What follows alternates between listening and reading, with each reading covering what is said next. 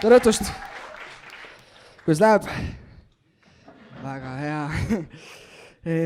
Ma siin enne üksi hirnusin lava taga, mul tuli meelde, et mu vanad naabrid, ma olen elus hästi palju kolinud, mingi 15-20 korda, aastas mingi 2 korda ikka vaata ema oli, et me peame jälle hakkama asju tõstma. Ja siis mul tulid meelde ühed naabrid, kes alati tülitsesid, nagu iga päev tülitsesid, on ju. Ja siis nad olid vene perekond, aga no, eesti keeles ka rääkisid ja siis ema karjus pojale, poeg oli 30-aastane, vaata. Kurat küll, mine tööle, vaata, sa oled 30, mees on nagu mingi, aga Urmo ei käi ka tööl ju, Urmo on vangis. Suht norm. Nad olid toredad. Mulle hästi siukest muret tekitas mulle, kui ma olin mingi 4. klassis ja niimoodi, mul hakkas nagu see oluliseks saama, et ma pean kandma ilusaid riideid, on ju, mul peavad olema head riided seljas. Eriti oluline oli see klassipiltidel, sest iga klassipilt, mis ma nagu varem vaatasin, ma olin nagu, et kas inimesed näevadki mind selliselt, kas ma näengi selline välja või? Ja ma võtsin hullult seda nagu südamesse nii, aga mul oli see jama, et mul oli vanemad sugulased, vaata, ja kui sul on vanemad sugulased, siis sa saad alati ainult nende riideid endale, on ju. Ja siis see oligi nii, et ma läksin 4. klassi pildistamine, oli 1. september, on ju, ja siis mul olid need vanema sugulase ülikond oli seljas, on ju, ja ma endise klassijuhataja, nüüd enda klassijuhatajaks, vaata.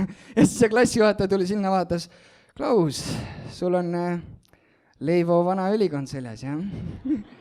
Ma olin nagu, et õpetaja, sul on 30 aastat, kuradi sama seelik.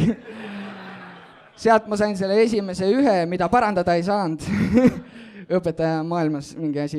Aga siis läksid nagu aastad edasi, tuli 9. klassi lõpetamine ja ma tahtsin minna ülikonda ostma Põlvasse, ma olin juba harjunud Põlvas turu pealt ostma ülikonda või kõiki riideid, sest emaga käisime seal alati ja ema ütles, et ta ei saab tulla, et ta läheb sõbranna Marika sünnipäevale.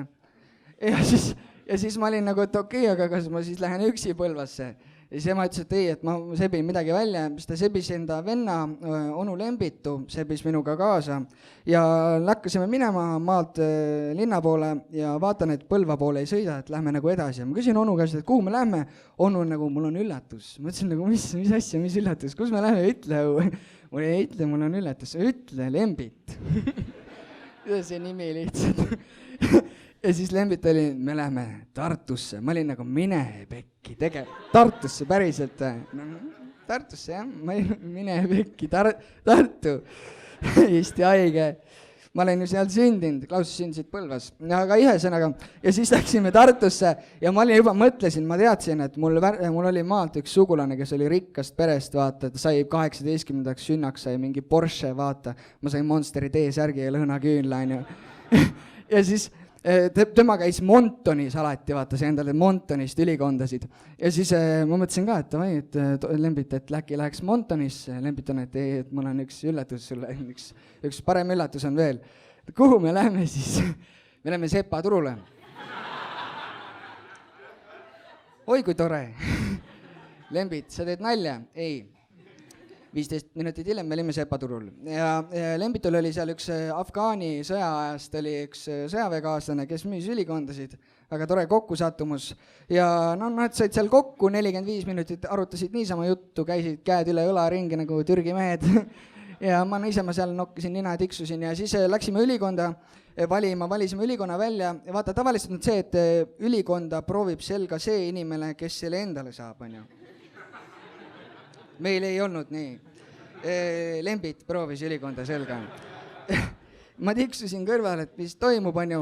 Ja Lembit on nagu 1,95 meetrit, on ju. Ta ei pannud tähele seda, et mul jäi 2. klassis kasv kinni, on ju.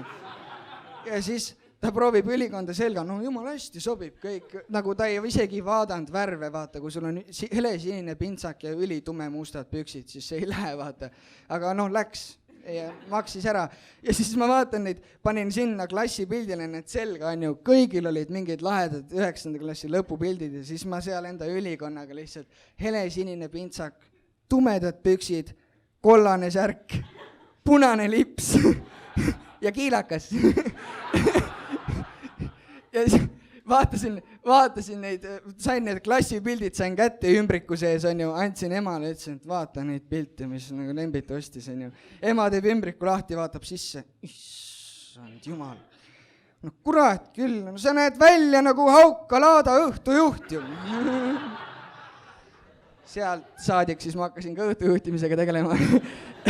ja siis ema ajas mindki väga pahaseks, üldse paljude muude asjadega ka, valmistas mulle piinlikkust, kuigi ma ei saanud aru täpselt, kes too hetk piinlikkust valmistas, kui politsei pani mind puhkuma ja ma põgenesin, ma otsustasin põgeneda, jooksen politsei raadiosaadjatega selja taga, alaealine põgeneb, võtke kinni, vaata, ma jooksen seal Värskas kontserdil, vaata, Peestroika esineb samal ajal. Ma annan minna ja näen lava ees ema tädiga, karju mingi ema samal ajal, sa võid ju kaalu jälgida, kuid patt on sootuks ära nälgida. Ma ütlesin, et ema, sa võiks mind jälgida. Aga ja siis ma sain, ma olin ema peale väga pahane, et ta tegi 2 õde mulle, vaata. Meil oli 2-toaline korter, on ju, ikka selle sama Urmo kõrval või kes iganes. Ja siis me elasime narri peal, vaata, noh, õed magasid narri peal, mina magasin narri all madratsiga. Täis pumbatav madrats, aga katkine. Ja siis mõtlesin, et davai, et ma lähen vanaisa juurde, et elan seal, et palju parem elu, on ju. Ja ei. Esiteks see, et nagu vanaisa kuulata, kui nad on vahekorras, ei ole just kõige meeldivam. Nagu ausalt, see ei olnud kunagi enam see vanaisa tunne, vaata. Vaata, see oleks olnud okei mulle, vaata, inimesed ikka armatsevad, isegi vanad, on ju. Kui seal minu ja vanaisa toa vahel oleks olnud uks. Aga seal oli need kuradi fucking helmed, mis rippusid, vaata. Iga kord, kui tuppa läksid nagu staar, läksid siis helmed rippusid seal, vanaisa. Iga kord arvasin, et sai infarkti, aga tegelikult alles lõpus sai.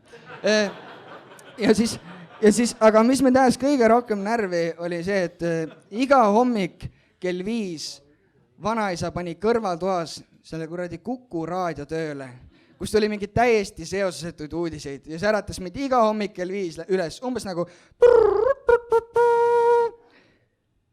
kell on 5, Eesti Raadio uudistega needris Meelis Karmo. 99,99% Eesti elanikest usub, et Leigo Järve muusikal rasedaks jäänud Sigrid on selles ise süüdi. Nüüd kosmoseuudised. Eile põrkasid kokku 2 kogukat, nendest üks 47-kilogrammine Margus ja teine 98-kilogrammine Ingomar. Õnnetusest pääses vigastusteta Ingomar. Margusega viibib hetkel Antsla haiglas, mida seal järgmisel aastal ehitama hakatakse. Uudiseid välismaalt. Süürias käis pauk eile kella 17.55 ajal Süüria pealinna Damaskuse kaubanduskeskuse lähedal käis pauk, teatas Süüria kaitsepolitsei. Pauk käis poes edasi-tagasi ringi ja ostis piima. Miks pauk just piima ostis ja kas pauk poest ka viinaga lahkus, selle välja selgitamisega tegeleb hetkel paugu naine isiklikult.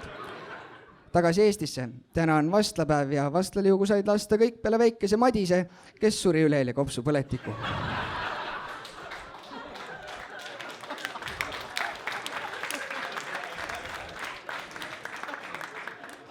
Ja lõpetuseks kuulame üle sünnipäeva tervitused.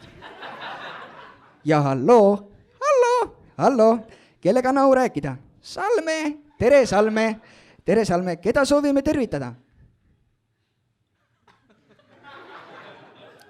Halloo, jaa, te olete praegu otse-eetris, keda soovite tervitada?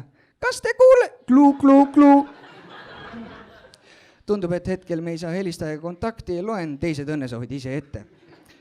Roosid on, roosid jäävad, roosid olema peavad. Nende luuleridadega õnnitatakse täna 188-aastaseks saanud Salmet. Õnnitlevad lapsed ja lapselapsed, lapselapselapsed ja lapselapselapselapselapsed ning töökaaslased Kiidjärvelt. Kuulge, mina olen Klaus Moots, aitäh teile!